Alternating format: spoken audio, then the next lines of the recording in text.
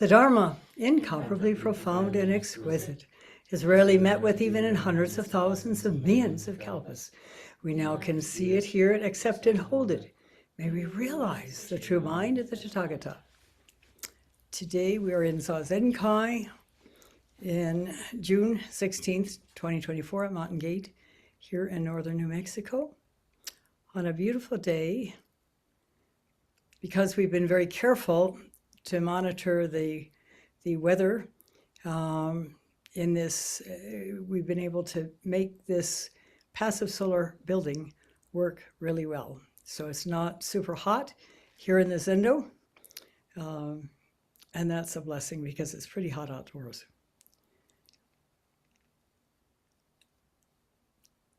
I think most of us know the biblical story of the Garden of Eden, in which the first two humans that have been created by God are inhabiting an incredible place, the Garden of Eden, where everything is provided, and there's only one thing that is off limits, and that is an apple. I guess there's only one apple in that garden. And so everything's fine and dandy until Eve decides, I'd love to have a bite of that apple. And she gets Adam. Don't forget that she's considered the culprit here, the bad guy, because of the nature of chauvinist culture through the ages. So he goes ahead and picks it for her, and God flies into a fury and casts them out of the garden, therefore labeling every human being after that with a stamp on their forehead that says original sin. It's kind of a dreadful sentence. You're condemned before you even are born. But there's another way of looking at this. If we open our mind a bit more, actually every single being has the Garden of Eden within oneself. And if we are able to deepen our awareness and presence to that point, we will suddenly find ourselves in the Garden of Eden, one with everything, nothing forbidden, simply one with everything. As Hakuin said in his Zazen Wasan, the chant and praise of Zazen, there's nothing outside of us. There's nothing we lack. Nirvana is openly shown to our eyes. This very land is the pure lotus land, and this very body, the body of Buddha.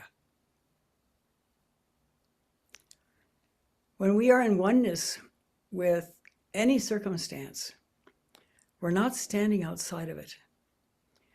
And the experience is one of utter presence, nothing lacking. But because human beings have, since time immemorial, sought stability and permanence, we keep ourselves out of that garden, except for certain events that we may encounter, one of which is awakening. There are other times when we are so totally one with whatever we're doing, whether it's rock climbing, whether it's after a long day hiking in the forest, whether, well, there's many, many ways of entering that mind state. Then we were back in that garden. But we humans are so desperate for certainty that we seek it outside. And so we cast ourselves out of the Garden of Eden.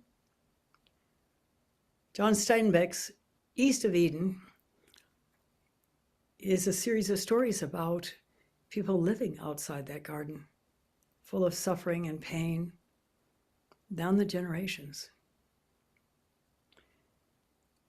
We have access to the key, to the gates, to that garden. It's always been with us, and it's possible to do it, to open that gate permanently, if we engage in deep enough, ongoing, committed Zazen. The deeper we get, the more we are able to become one with whatever is going on. And eventually, if we go deeply enough, if we persist and persist and persist, we will be able to awaken to what Mitra-roshi awakened to. Before he was ever a Roshi, he was a monk at Shofukuji, and he suddenly realized that all he had to do was simply to receive. In other words, he was beyond differentiation, beyond picking and choosing, beyond high and low, good and bad, beautiful and ugly, love and hate. He could simply receive whatever came to him, and without that overlay of an assumption of original sin, which puts us into that dichotomy of differentiation, he receives it, and because there's nothing sticking to it, it is simply energy that is a result of something happening, and he is able to, out of the recognition of that energy and meeting it without any attachment, respond to whatever it is freely and with ease and successfully. There's a story that you've heard before of when he was a monk at Shofukuji, and he was leading a work party outside the inner gates of the temple. They were still on temple property. And at the time, there were a group of homeless people living on that area. And they had decided that the temple was cheating them out of water. This is a little bit hard to comprehend because Japan, at least in where Shofukuji is, has a lot of water. There are so many raging rivers in Japan tumbling down the mountains that they often use water power to generate electricity. But these guys kind of felt somehow that they were being cheated. So the leader of the group came to approach Harada, who was the leader of the work group, and with a big chip on his shoulder. And there another person who told me this story personally had been there when it happened, and he said this guy looked like he was no stranger to violence. And in fact, he had held on to his shovel that he'd been working with, just in case he needed to whack the guy if he took a swing at Harada or anybody else. And what happened was he was face to face with the monk, screaming in his face. He reddened his face, furious. And how did Mitra-roshi receive this? By then, of course, he had had that recognition that all he had to do was to receive.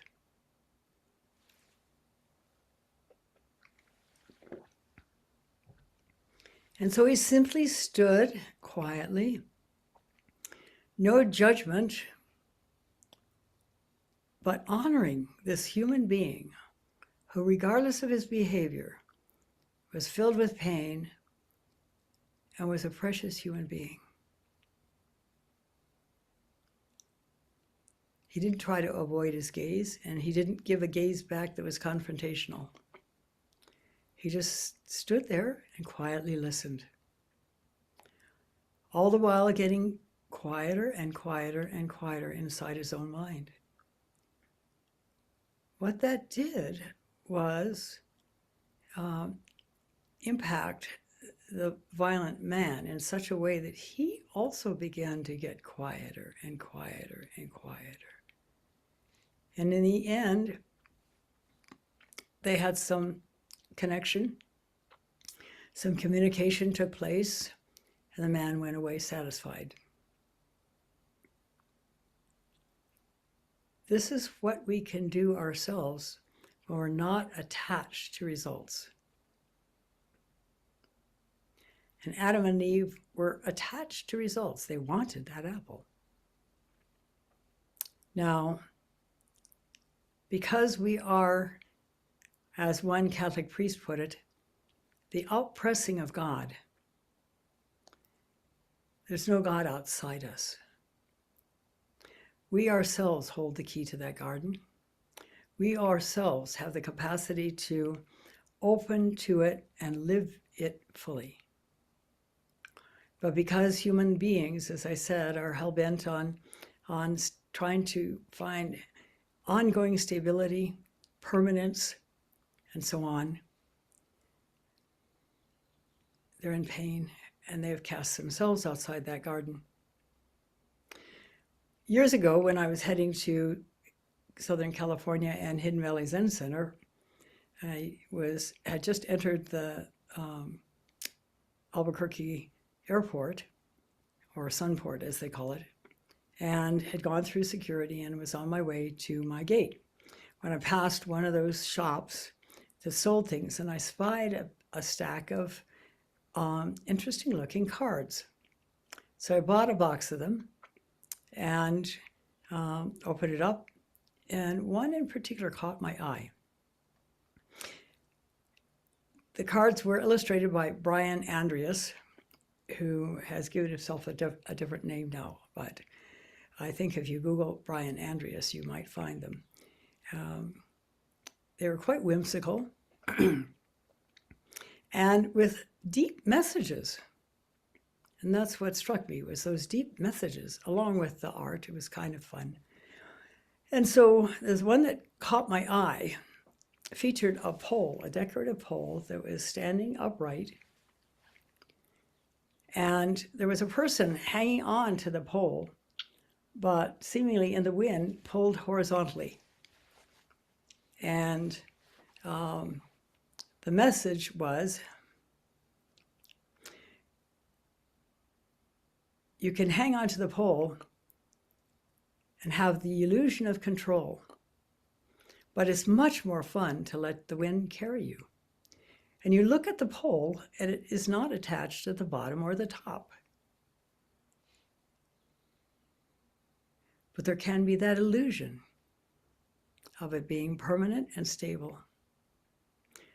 This is why we are caught in suffering. We're not happy. We're always wanting more. Our society is fractured, and it seems to be that societies throughout the world are increasingly fractured. There's so much political vehemence, so much taking sides, so much disparaging rhetoric, so many accusations. It's a painful situation. Why can't we be happy? We don't need to suffer. It is our own ideas that are creating the suffering. And when we recognize that, we've come a long way to freeing ourselves from it. Here in Zen Buddhism, we have some incredible tools that we can use to free ourselves from attachment to having to have. Because attachment to having to have is a one-way street filled with disappointment, pain, suffering, and this tug in the chest that is uncomfortable, that wants. And as long as we are caught in that, we will never be happy, not for more than a few minutes or hours at a time. Because for one thing, everything changes. And when we find a moment of happiness or an hour or two of happiness, then sooner or later, that begins to disappear because we're trying to hold on to it. There's the so-called honeymoon period in relationships, after which the proverbial shit hits the fan. This is the same as for any endeavor. Initially, with a new job, perhaps, we're excited, we're interested, it's fascinating, and then after a point, unless you're rather unusual, it becomes boring. Your office mates begin to rub on you the wrong way. Just as in romantic relationships, suddenly how the toothpaste tube is squeezed is a classic cause of discontent. I like to roll it up from the bottom. That makes the toothpaste always available right where you need it. But this person is squeezing it in the middle so that it shoves itself right back down to the bottom. And so I have to do all kinds of fancy things to get at toothpaste. Why can't this other person do it this other way? Well, why can't I adjust to how it's done? Wouldn't that be simpler?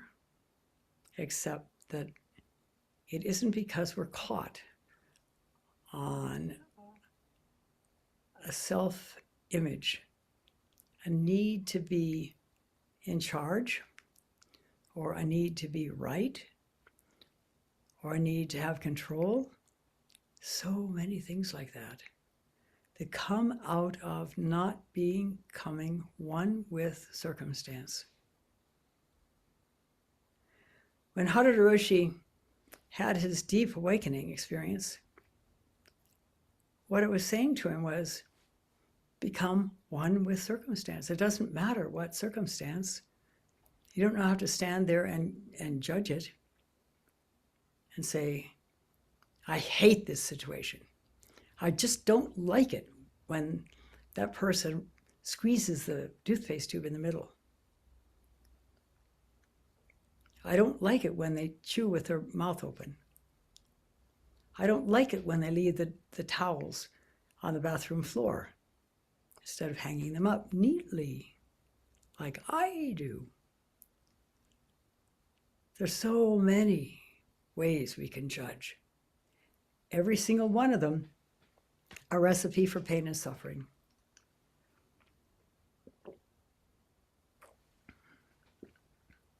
This doesn't mean that to be happy, you just willy-nilly accept everything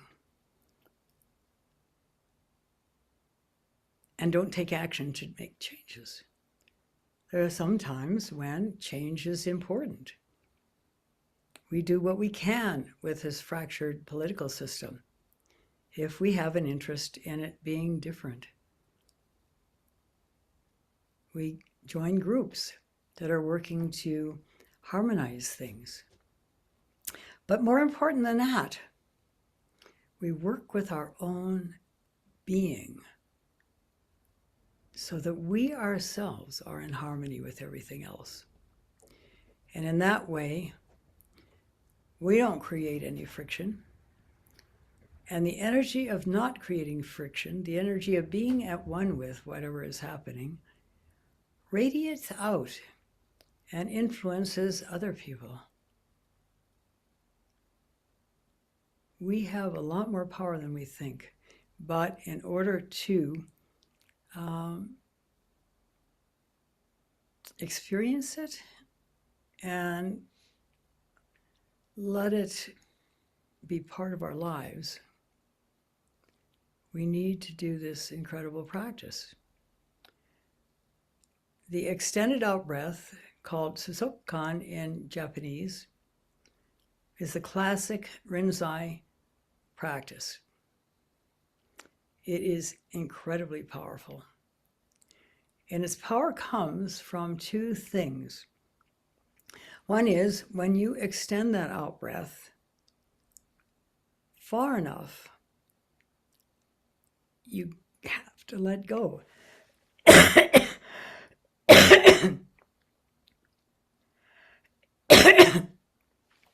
You have to let go of other stuff, or it's not possible.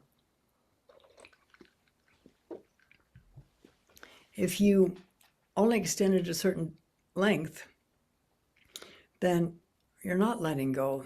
You're still allowing yourself to be caught in this need to have stability and permanence and awareness. It's like we all come around with this sentry box guarding our place. And the sentry is always up there looking out for danger. Or like submarines before they come up for whatever reason, up periscope. So this tube comes up with a camera in it, it rotates to see how things are on the surface.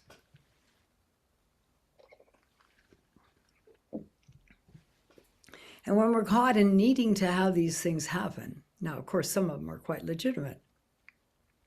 If we're in wartime, if we're in forbidden waters and we're in a submarine, we definitely need to have some surveillance before we rise above the surface and become vulnerable to attack.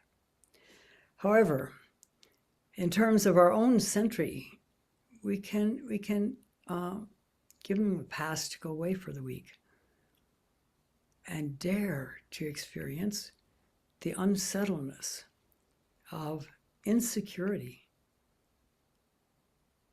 until we are able to eventually realize that all we have to do is receive.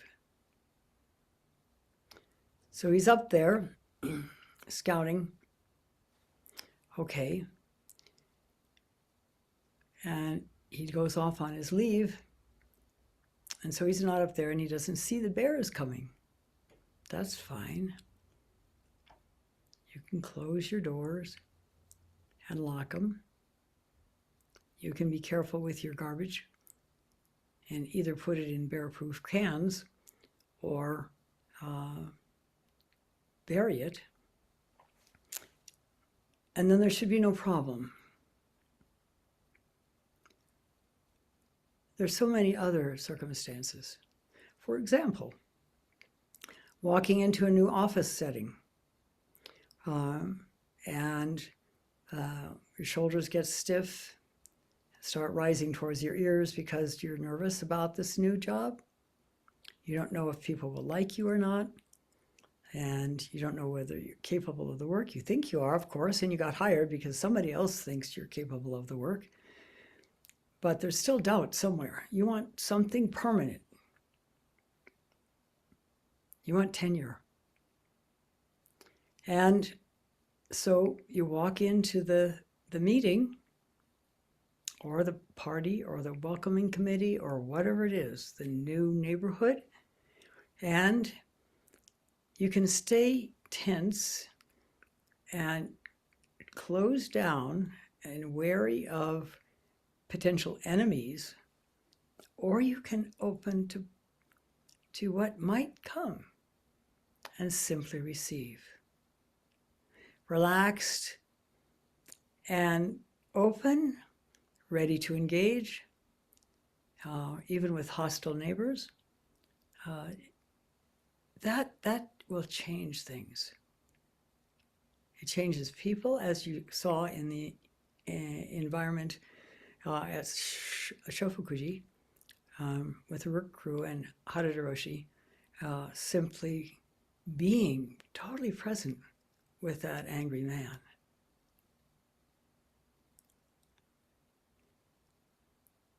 But it takes work.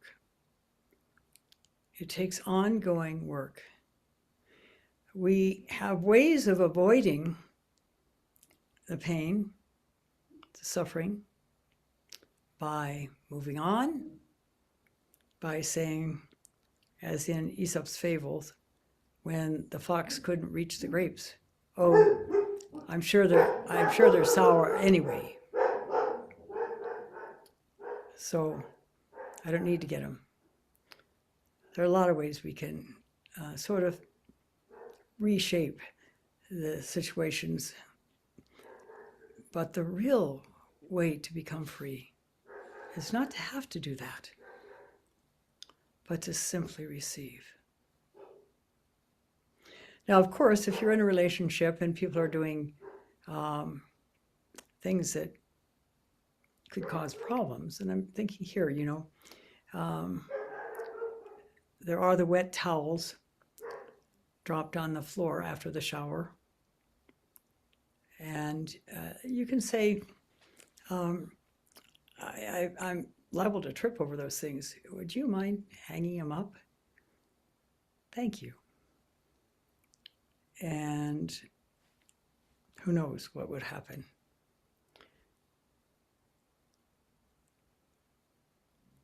If you don't like the dirty dishes in the sink, well, in our case this afternoon, we have no option because the dishwasher is full and running. But I think about Peace Pilgrim, who is an American woman who traveled the United States on foot many, many times from coast to coast, spreading peace. Nobody knew what her actual name was because she called herself Peace Pilgrim. She had been a young woman and apparently must have had some awakening level because she was working in a store, in a department store, I think, or some kind of store, and she was behind the cash register. And in the old days, they used to, well, still they do, have multiple cash registers at the checkout area. And in her cash register, there wasn't enough change. So she went over to the other cash register and got the change. And the floor walker saw this and sort of took her to task and said, "You should not have done that." And she said, "But nobody told me I shouldn't do it." And the woman who was her supervisor, who's the one who should have told her that, got quite angry. And so a whole negative relationship was begun, potentially. And then when Peace walked by her office not long after that, she saw a vase of wilted flowers on the desk. And so the next morning, she picked flowers from her garden and took them to the woman. And, here, I thought maybe you'd like some fresh flowers. That kind of changed the atmosphere. There are many other examples in the books about her, and one of which is a friend of hers who was going to have to live with her older sister, who she was quite frightened about. And she asked Peace if she would accompany her to the sister's home. And she did, and they arrived like at 9 o'clock at night. And so the sister asked if Peace could stay the night. And despite the fact that there were several unused bedrooms upstairs, the sister growled, "She can sleep on the sofa." So they went off to bed upstairs, and Peace looked around to see what she might help with. And in the kitchen, there was piles of dirty dishes. The kitchen itself was a mess. The woman apparently either didn't have time or didn't want to clean the kitchen. So Peace spent a couple of hours washing all the dishes, putting them away, cleaning the kitchen, and then she went to sleep. When the woman came down, when the older sister came downstairs the next morning and saw the clean kitchen, it just changed her. It totally changed her. There are many, many other examples she gives. And when we are free not to be attached to things, in other words, Peace was not grumbling about having to sleep on the sofa. Instead, she did what she could to help. She was giving a gift in return for a night of sleep.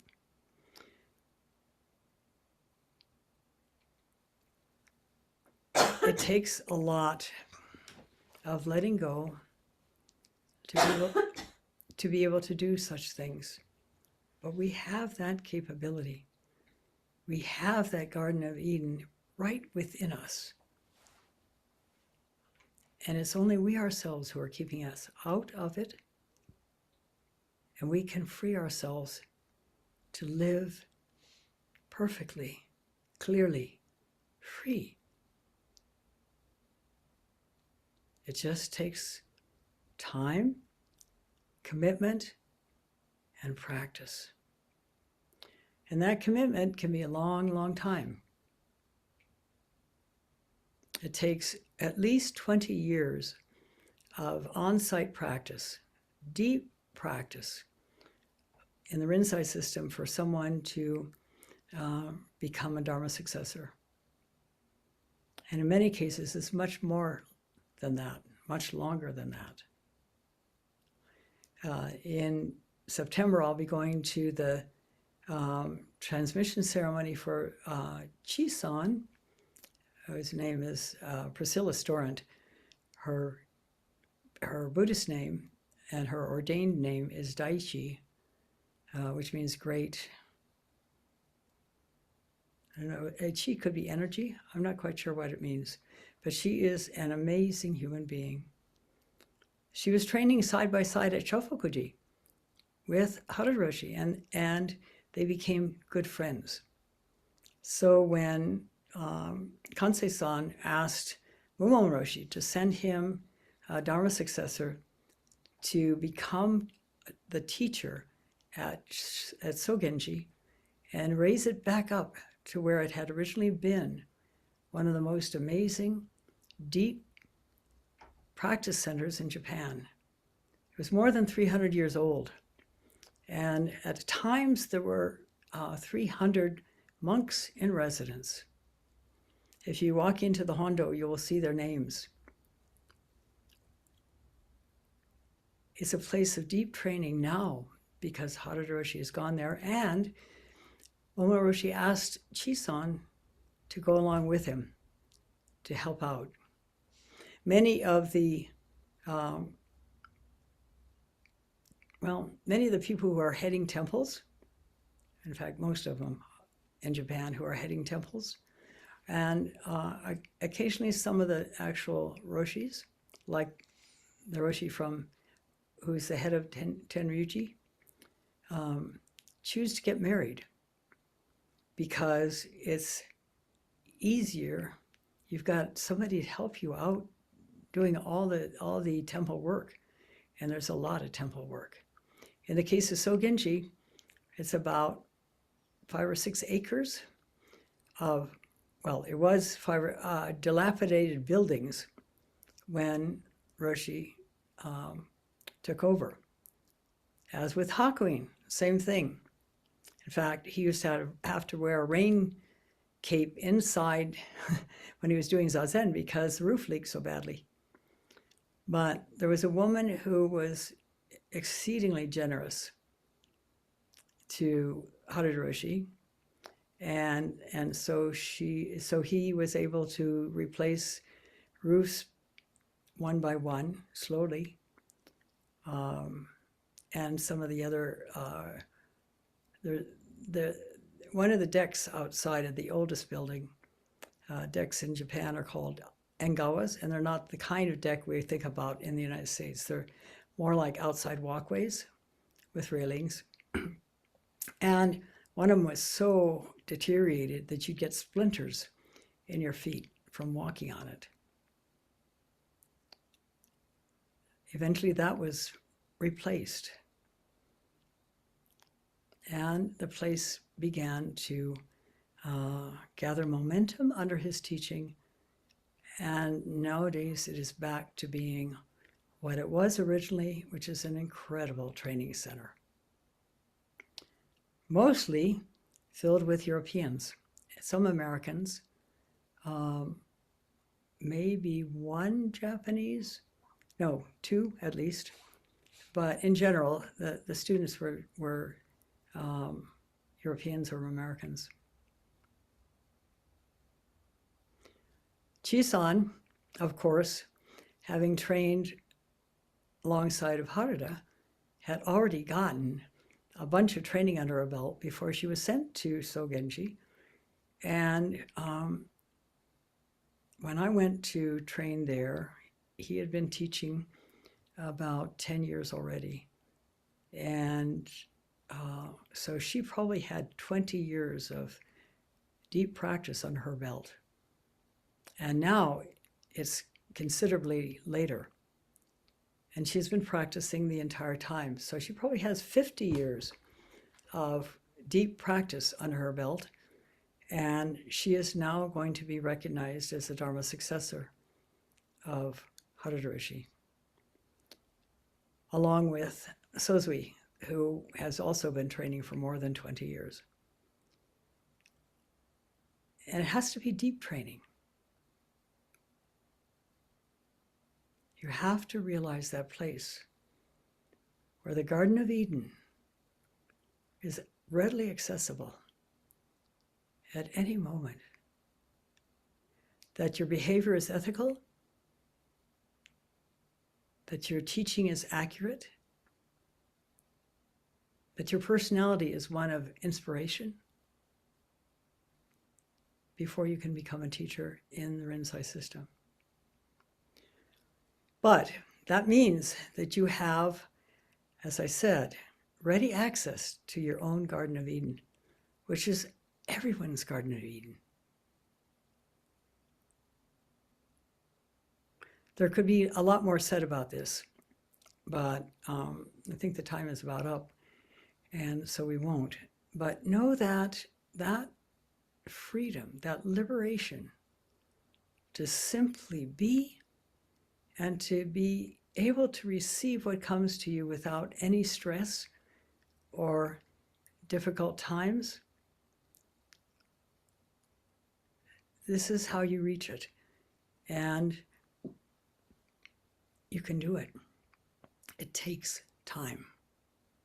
It takes committed practice, not occasional practice. It takes committed practice. Chisan and Zuisan both went to more than 12 sesshin. If you count the ko-sesshin, then that's 36 sesshin in a year. And as well as very strong schedule of daily zazen. That's what it takes. If you feel daunted by this, don't. What does it say? The journey of 1,000 miles begins with a single step. One step, fully present. The next step, no thoughts of future or past. And eventually you find you're there. So thank you for listening. We'll stop now and recite the 4 vows.